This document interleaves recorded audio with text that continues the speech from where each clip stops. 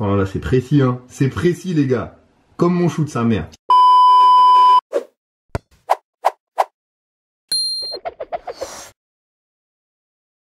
Hey yo le Briscoe, on se retrouve aujourd'hui pour une nouvelle vidéo. On va vivre l'expérience de passer 24 heures dans la peau du tout meilleur scoreur NBA actuellement. On peut dire meilleur joueur de ces derniers Jeux Olympiques. Il a fait une saison de malade. Et on va pas se mentir, s'il faisait pas du 48,5, les Nets étaient champions NBA. Vous l'aurez compris, il s'agit de mon gars Kevin Durant. I'm Kevin Durant. You know who I am. Donc comme d'habitude, je vais vous proposer les entraînements exacts de Kevin Durant, que ce soit à la salle, en muscu ou même en workout basket. Et bien sûr, à côté de ça, on va aussi manger comme KD et on est tout de suite parti pour le petit déj. Here we go!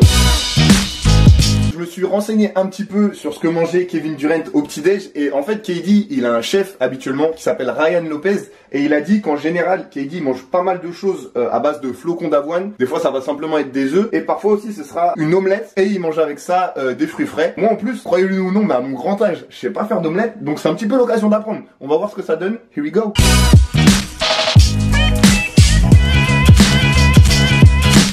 Oh là, c'est précis, hein. C'est précis, les gars. Comme mon chou de sa mère.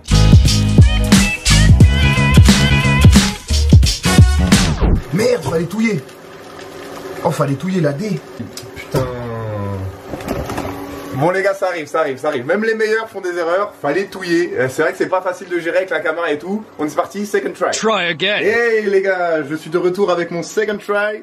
Cette fois-ci, ça y est, j'ai pensé à touiller les gars, Donc bah vas-y, on va mettre hein. On va voir ce que ça donne. Apparemment, déjà ça ressemble un peu plus à une omelette de base. Apparemment après il faut grave ramener vers le milieu. Je vais vous déposer avant de faire une dinguerie encore. Eh putain, si pour une simple omelette comme ça j'ai du mal. Mais le repas de tout à l'heure là, vous êtes pas prêts. Parce que de toute façon c'est un truc un peu plus élaboré là. Mais ouais c'est sûr je vais faire de la D. Si déjà une omelette j'arrive pas à faire. Théma, le bail il est parfait. Franchement je suis fier de moi. Après vous allez dire ouais je vous vois dans les commentaires. Crois pas t'as fait un truc de ouf, c'est une omelette. Mais petit à petit, l'oiseau fait son nid. Bon, vas-y, je vais pas faire le mec. En vrai, c'est une omelette. Mais elle a un bon goût. Elle a déjà un goût d'omelette. Maintenant qu'on a bien mangé, on est parti pour l'entraînement. Here we go!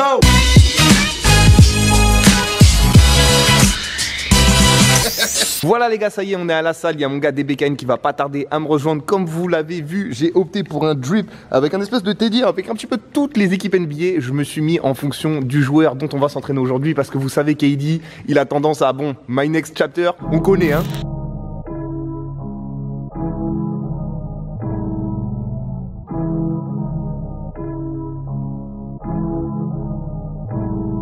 Ok les gars, vous le savez tous, Kevin Durant il a un handles de fou pour sa taille, culminé à 2,8 m et dribbler le ballon comme ça, c'est pas donné à tout le monde. Du coup, pour commencer, on va faire quelques petits exercices de handles que j'ai trouvé sur internet. En fait, c'est ses pré-game routines, c'est pas vraiment son training qu'il fait à la salle chez lui, mais il fait ça en tout cas avant chaque match. Et je vous montre tout de suite à quoi ça ressemble. Ça va être des allers-retours, on va avoir un petit peu du in and out, du dribble dans le dos, des dribbles entre les jambes. Et à vous de le reproduire, c'est parti.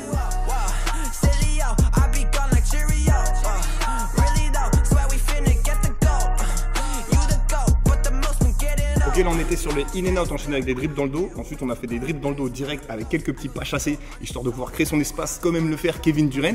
Et maintenant on va passer sur des pareils in and out, cette fois-ci entre les jambes. Je vous montre, let's go. Ok, pour finir sa routine de pré-game en handles, KD va tout simplement finir avec des crossovers entre les jambes, suivi avec un crossover devant, assez simple. J'enchaîne d'abord main gauche, donc entre les jambes devant, et puis après je ferai le retour main droite. Let's go.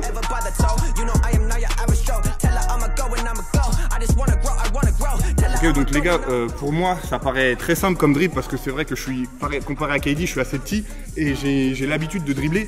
Mais dites-vous, pour un gars de 2,10 m, moi j'ai très rarement vu des big men dribbler comme ça aussi bas, comme KD arrive à le faire et surtout aussi rapidement. Après aussi c'est vrai que son envergure ça peut être aussi un avantage quand il va faire son crossover. Forcément si on va chercher, plus il est long, plus il peut effacer son défenseur. Mais pour vous dire que c'est pas facile et son handles il le bosse. On est parti côté main droite.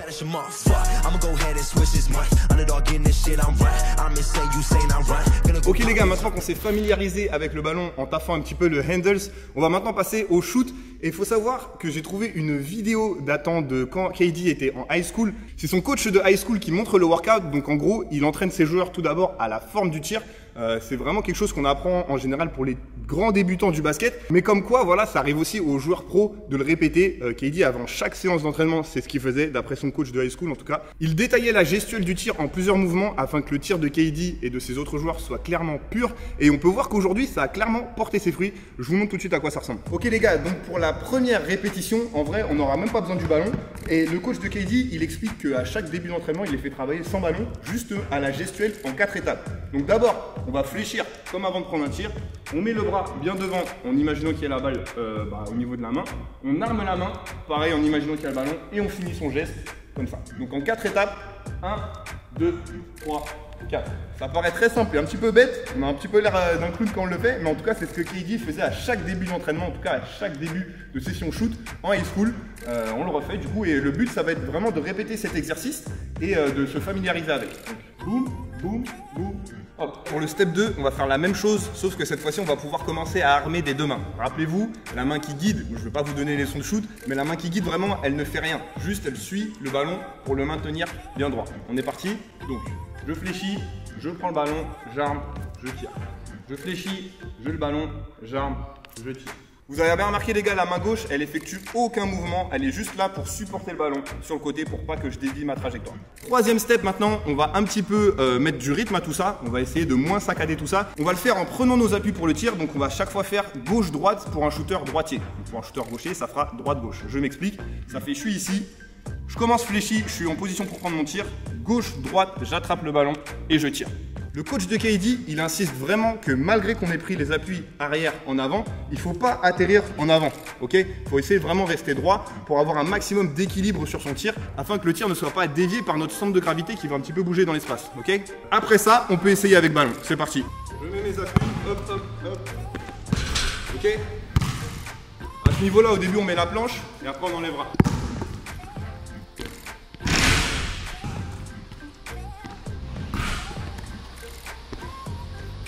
Ok le Breeze Squad, on va maintenant passer à la partie pratique avec ce qu'on appelle le Kevin Durant Shooting Drill. En cherchant sur internet, on trouve plein d'exercices pour se rapprocher du jeu de KD. Mais je n'ai trouvé aucune trace du réel programme d'entraînement basket de Kevin Durant. Sauf cette archive montrant Jim Larranaga, coach de l'université de Miami, détaillant un exercice qu'il a vu KD exécuter de ses propres yeux. Coach Larranaga explique tout simplement que le but de cet exercice sera en gros de scorer 100 points sur 3 minutes. Ce qui va s'avérer très difficile, vous allez voir. KD va commencer par enchaîner des shoots à mi-distance sur 2 spots de l'aile droite du panier. Il va donc faire des allers-retours sur ces 2 spots en prenant des catch and shoot et y rester 30 secondes.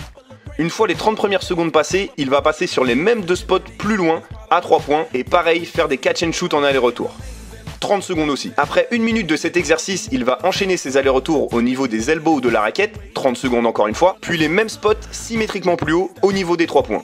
Encore une fois 30 secondes. Après 2 minutes de cet exercice, KD reprend 2 spots sur l'aile gauche cette fois-ci, 9 et 10, pour finir sur les spots 11 et 12 à 3 points, ce qui va nous donner 3 minutes d'exercice. Les tirs à mi-distance valent 2 points, les tirs à 3 points valent 3 points. Le but de cet exercice est de scorer 100 points sur les 3 minutes et croyez-moi, c'est très dur. Je vous montre ce que ça a donné pour moi.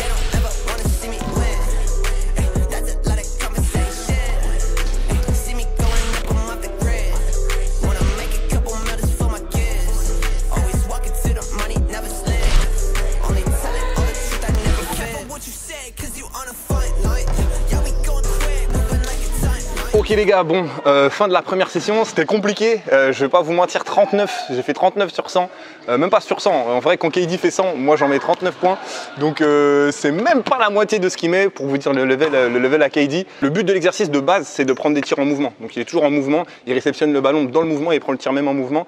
Moi, il y a certaines fois où je dois attendre le ballon parce que forcément la balle elle part super loin et mon rebondeur ici présent, il est pas assez vif, tu vois ce que je veux te dire, donc voilà pour ma défense, mais je peux pas nier que KD, bien sûr, comme vous l'imaginez tous, est au-dessus de mes compétences de tir, sinon je serais pas là. On enchaîne, on va encore essayer, je pense, 2-3 sessions, histoire d'essayer de battre ce score, et on va voir ce que ça va donner, let's go.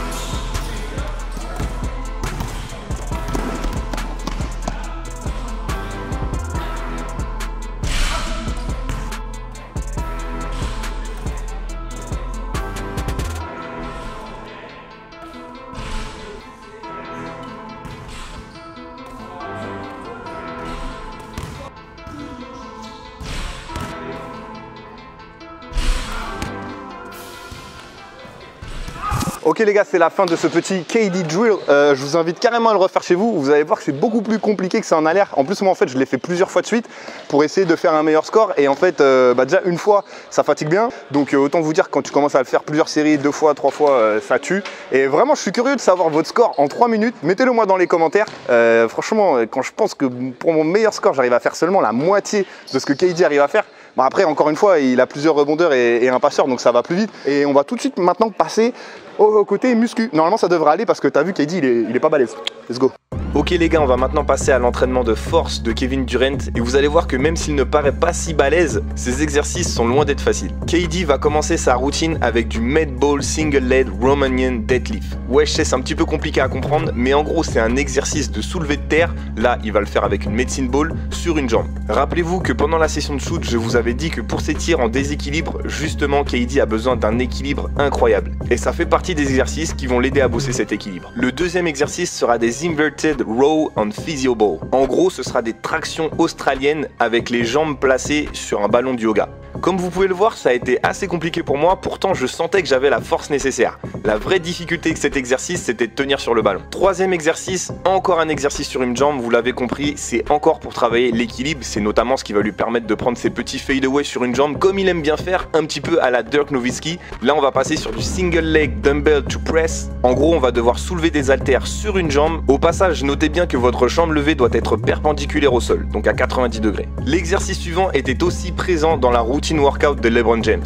On va tout simplement devoir faire des pompes en équilibre sur les haltères et puis soulever les haltères l'une après l'autre. Enfin, pour le dernier exercice, on va reprendre notre medicine ball et cette fois-ci, on va faire un travail d'appui sur les 4 axes, sur ma gauche, sur ma droite, devant et puis en arrière. Encore une fois, je me répète, mais vous l'avez remarqué, chacun de tous ces exercices met en avant et font travailler l'équilibre de Kevin Durant, qui on peut le remarquer, et c'est le cas de le dire, est vraiment le centre de gravité de son jeu.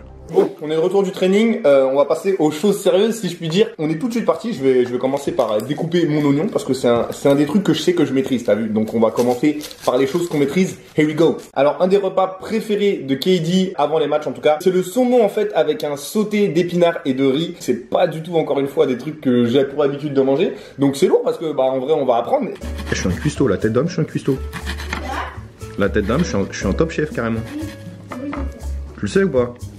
Tu sais que t'as de la chance d'avoir un daron qui cuisine comme ça. Ouais. C'est pas donné à tout le monde. Hein. Ça y est, je chiale ma mère. Ça y est, je chiale ma mère. Ça y est, je chiale ma race. Ok les gars, là ça y est, je viens de faire cuire mon riz. J'ai mis vraiment une toute mini lichette de safran. Encore une fois, c'est un truc que j'ai pas trop l'habitude de faire. Donc je sais pas trop ce que ça va donner, on va voir. Là, je vais faire revenir mes oignons dans un premier temps. Few moments later. Ok, maintenant que j'ai commencé à faire revenir les oignons, deuxième step, j'ajoute un petit peu d'épinards. C'est pas ma graille préférée, t'as vu? Vas-y, j'en mets un petit peu plus quand même, j'en ai pas. Les épinards, ils sont ready. Mon riz, il est ready. C'est maintenant l'heure de faire revenir le saumon. Ok les gars, voilà le reveal. Voilà le reveal. Honnêtement, je trouve que la présentation, je pense que c'est quelque chose qui donne envie. Après, est-ce que je vais aimer? C'est une autre question. On teste. Vas-y, je vais mettre un peu de tout dans la première cuillère. Un peu d'épinards, un peu de saumon, un peu de riz. Franchement, c'est bon. C'est grave bon même. La tête d'homme, c'est grave bon. C'est pas de bon. Pourquoi vous m'avez caché les épinards si longtemps? C'est trop bon, ouais. Pourquoi? C'est dégueulasse. Non, je dis pas que les épinards c'est trop bon. Mais en vrai, marié comme ça dans le saumon et le riz, tu le sens pas des masses et tu kiffes ta life. Sur ces petites bouchées, les gars, du succulent plat que prépare Ryan Lopez à Kevin Durant avant tous ses matchs, enfin avant la plupart de ses matchs parce que c'est son repas préféré, je vous rappelle. Je vais vous laisser, c'est déjà la fin de cette vidéo. Si t'as kiffé, balance un pouce bleu. Si tu veux reproduire la recette, dis-le dans les commentaires. Si tu veux reproduire l'entraînement aussi, les workouts de KD, dites-le moi dans les commentaires. On se retrouve la semaine pro pour une bête de vidéo. Peace out.